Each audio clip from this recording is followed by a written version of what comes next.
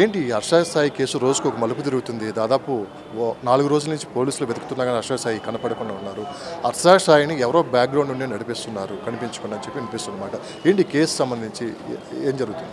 హర్ష సాయిది ఏం తప్పలేదండి దానిలో. నాకు తెలిసి అబ్బాయి, నేను ఒక మాట చెప్తా, మొన్నటి వరకు బెట్టింగ్ ల్యాబ్లు నేను కూడా ప్రమోట్ చేయమని చెప్పను, నేను అందపడండి చేయండి అని చెప్పను.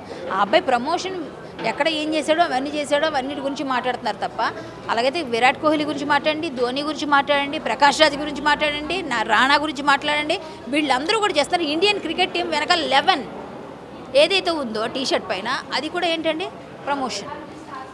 ఎస్, మరి మనం ఎక్కడ ప్రమోషన్ ఇండియా వైడ్గా అవుతున్న వాటిలో వదిలేసి ఒక హర్ష సాయిని పట్టుకొని మీరు ఇరికించాలని చూస్తారు. మీకు డబ్బులు అందలేదు కాబట్టి చేస్తున్నారు వీళ్ళంతా, తప్పది. ఇంకోటి ఏంటంటే అమ్మాయి ఎవరైతే ఉన్నారో ఆడియో టేప్స్ కూడా మీరు చూసారు. నేనే రిలీజ్ చేశానండి అమ్మాయివి చాలా, నేనే పంపించా బయటికి, నేనే పెట్టా మన టీవీలో, నేనే డైరెక్ట్గా పెట్టాను. నేను చాలా వాటిలో నేను చెప్పా, ఎందుకంటే మీరు ఆ అమ్మాయి చేసిన రైట్లు పెట్టుకుని ఈ అబ్బాయిని అడిగితే నేను కూడా అమ్మాయికి సపోర్ట్ చేస్తాను. ఒక అమ్మాయిగా నేను అమ్మాయిల పక్షపాతిని సహజంగా, కానీ ఇప్పుడు అమ్మాయిలకు నేను వెళ్ళట్లేదు, ఎందుకంటే అమ్మాయిలే తప్పులు చేస్తున్నారు. ఇప్పుడు మొన్న ఒక అమ్మాయి చేసింది, ఇప్పుడు ఈ అమ్మాయి మధ్యలో ఒక అమ్మాయి, ఎందుకంటే అమ్మాయి గురించి ఎక్కువ మాట్లాడండి, ఎందుకంటే అందులో ఇద్దరివి పొరపాట్లు ఉన్నాయి. బట్ ఆ అమ్మాయి గురించి నాకు తెలియకుండా మాట్లాడకూడదు, వీళ్ళిద్దరి గురించి నాకు తెలుసు కానీ మాట్లాడేస్తాను.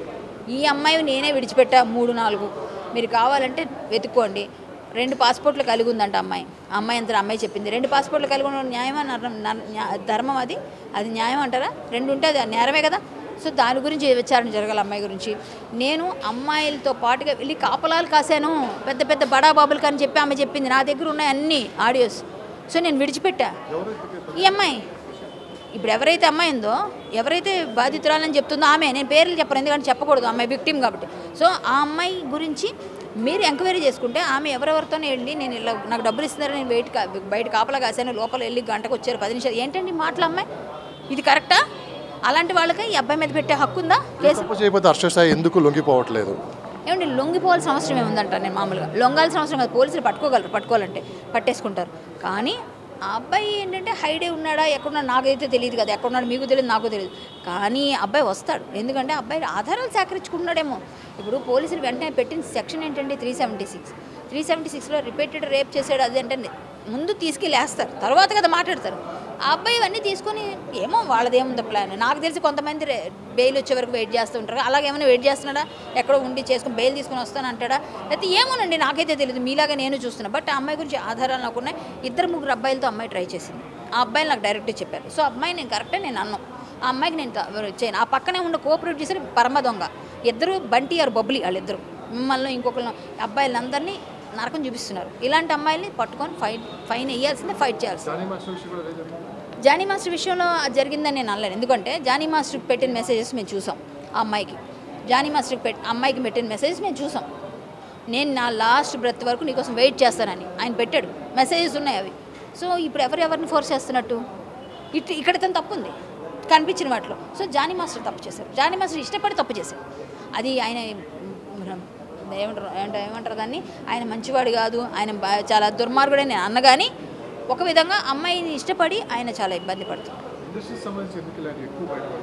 మనం ఏం చేయలేమండి, ఫోకస్డ్ ఇండస్ట్రీ ఇది, ఫోకస్డ్ ఇండస్ట్రీ కాబట్టి అలా బయటపడుతుంది. దేనికి పంపించట్లేదు? మీరు నన్ను చూడట్లేదు, ప్రతిరోజు నేను కనిపిస్తున్నాను.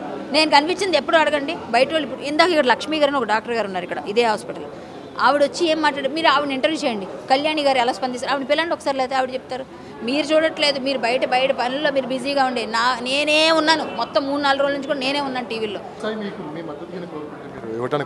రెడీగా ఉన్నాను. అబ్బాయికి ఇవ్వాలి, మద్దతు ఇవ్వాలి కూడా. ఎందుకంటే అబ్బాయి ఏం చేసినా అండి, 10 రూపాయలు సంపాదిస్తే ఒక 2 రూపాయలని ఖర్చు పెట్టాడండి జనం కోసం.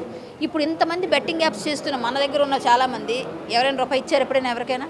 వెనక చేయడం కాదు కదా, పబ్లిక్గా అడిగి చేశాడు అబ్బాయి. సో అబ్బాయికి మనం ఎందుకు సపోర్ట్ చేయకూడదు? మంచి పని చేసిన వాళ్ళు సపోర్ట్ చేయాలి, ఇలా దొంగ మొహాలందరినీ బయట తీయాలి, ఇంతే. Thank you.